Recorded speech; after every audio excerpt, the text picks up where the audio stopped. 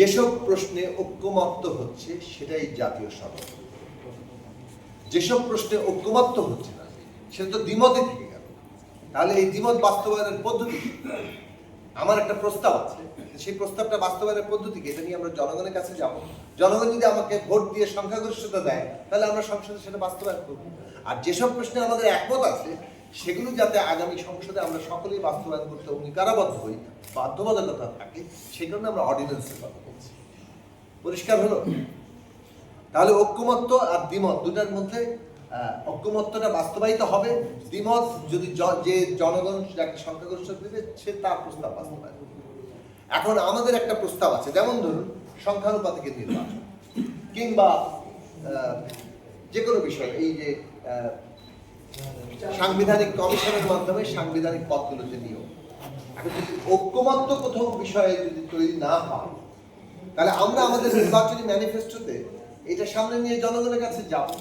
জনগণ যদি মনে করেন যে এটা বাস্তবায়ন করার জন্য আমাদেরকে ভোট দিয়ে বিজয়ী করবেন তাহলে সেটা সংসদে হবে। এটা তো অন্য কোনো প্রক্রিয়া নেই। আরেকটা হচ্ছে জনগণের আন্দোলনের মধ্যে দিয়ে করা, অভ্যুত্থান বিপ্লবের মধ্যে দিয়ে করা, সেটা তো পথ হিসেবে সবসময় খোলা আছে। তাহলে আমরা এই দুটো পদ্ধতির জায়গা বলেছি। আর বলেছি যে সংস্কার পরিষদ করতে হবে কিংবা সংস্কার সভা করতে হবে জনগণের ম্যান্ডেট নেওয়ার জন্য। এখন কেউ বলছে যে আগে পরের বিষয়, কিন্তু আগে বলছি যে সংবিধান এবং সংবিধান সংক্রান্ত সংশ্লিষ্ট বিষয়গুলো আগে করার সুযোগ নেই। এটা জনগণের ম্যান্ডেট এবং মানে একটা সংসদ ছাড়া আপনি সংবিধান বদলাতে পারবেন না। সংবিধান এবং সংবিধান সংশ্লিষ্টের বাইরে অন্যান্য প্রশাসনিক যে বিষয়গুলো আছে সেইগুলো আপনার এই অন্তর্বর্তী সরকারি নির্বাহী আদেশে করতে পারে, পরবর্তী সংসদ এবং সরকার সেগুলোকে র্যাটিফাই করবে। আমাদের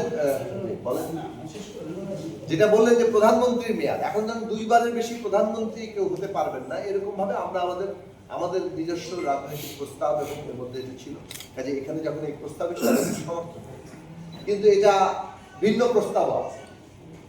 প্রস্তাব আছে যে 2 বার পরপর 2 বারের বেশি কেউ হতে পারবে না। পরপর 2 বারের বেশি কেউ হতে পারবেন না মানে হচ্ছে পরপর 2 বার হয়ে প্লাস একটা শূন্য, আবার তৃতীয়বারের মতো তৃতীয়, হ্যাঁ চতুর্থ হতে পারে। রেস্ট নিয়ে কথাটা মানে একবার বিরতি দিয়ে পরপর 2 বার এবং বিরতি দিয়ে আরো একবার 3 বার পর্যন্ত একটা আলোচনা চলছে।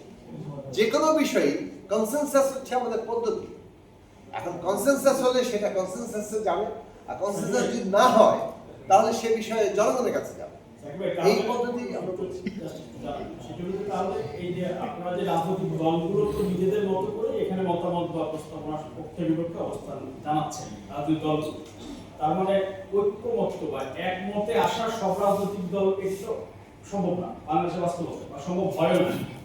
তাহলে যেই অবস্থানে আপনাদের যে দলের নিজেদের অবস্থানগুলো ঠিকই আছে, আপনার দলের অবস্থা পার্থক্য হচ্ছে যখনই আমরা এখানে আলোচনা করতে আসছি এবং অপরাপর দলগুলোর মতামত কিছুটা জানছি, তখন ওই বিষয়ে মানে অনেকেই কিন্তু যার অবস্থান কিছু না কিছু বদলাচ্ছে। আজকেও আমাদের অনেকগুলো প্রশ্নে, যেমন 138টি প্রশ্নের মধ্যে আরো বেশ কয়েক 3-4টি প্রশ্নে আমরা রিভাইজ করার কথা বলেছি। সুতরাং এই রিভাইজ করার প্রশ্নে কিন্তু সব দলই করছে, এবং এগুলো যেমন দ্বিতীয় দফা এবং দলগুলোর সহ আলোচনা এবং দলগুলোর মধ্যে অনানুষ্ঠানিক এবং আনুষ্ঠানিক যে আলাপ আলোচনা বাইরে, মানে কমিশনের বাইরেও কিন্তু দলগুলো আমরা নিজস্ব যে আলোচনা করছি এবং দলগুলো যে আলোচনা করবো বলে আমি ইতিমধ্যে ঘোষণা দিলাম, সেই আলোচনার মধ্যে কিন্তু অনেকগুলো প্রশ্নে ঐক্যমত্য তৈরির চেষ্টা চলছে। এবং এই ঐক্যমত্য যতগুলো প্রশ্নে তৈরি হবে শেষ পর্যন্ত সেটাই কিন্তু জাতীয় সনদ। জবরদস্তিতা হবে না, জনগণের যে চাপ আমরা যদি বলি নরমালি এই কোন কমিশন করাই হচ্ছে একটু জনগণের আশা আকাঙ্ক্ষা প্রতিফলনটা ঘটবে, সবাই একমত হয়ে একটি পরিবর্তন আসবে, যেটি আমরা চাই সাধারণত। আমাদের দলের অবস্থানটা হচ্ছে অভ্যুত্থান। আমরা তো রাজনৈতিক সংগ্রামের মধ্যেই সংস্কার কথাটাকে সামনে এনেছি এবং দফাও ঘোষণা করা হয়েছে। তো আমরা যুগপৎ আন্দোলনে 31 দফার সামনে এনেছি।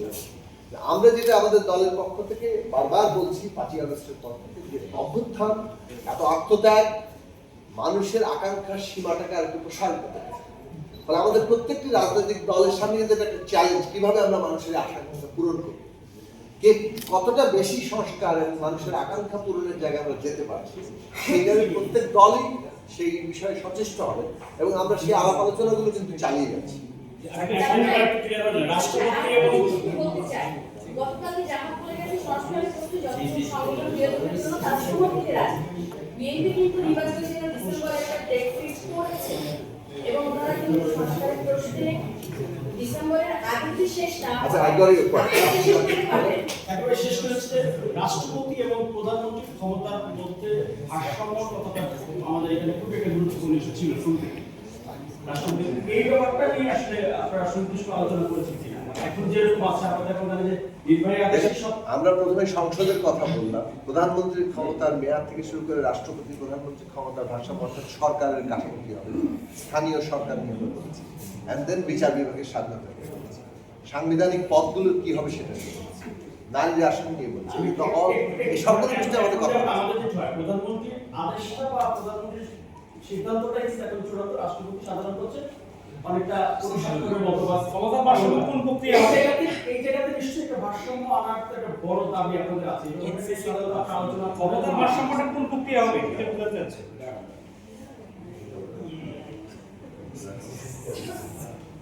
আসলে ক্ষমতার ভারসাম্যটা কোন প্রক্রিয়া হবে, প্রধানমন্ত্রী এবং রাষ্ট্রপতি এই ভারসাম্যটা কোন প্রক্রিয়া হবে আপনার কি না না, এখানে যে প্রস্তাবগুলো এসছে সেই প্রস্তাবে তো আমরা কথা বলেছি, রাষ্ট্রপতি এবং মানে প্রধানমন্ত্রীর ক্ষমতার ভারসাম্য প্রশ্নে আমরা কথা যে প্রস্তাবনা দিয়েছি সেই প্রস্তাবনা বিষয়ে আমাদের মতামত আমরা জানি। আপনাদের অবস্থানটা কি সেটা আমি ওই প্রশ্ন উত্তর দিইনি, তুমি একটু রাষ্ট্রপতি এরকম যদি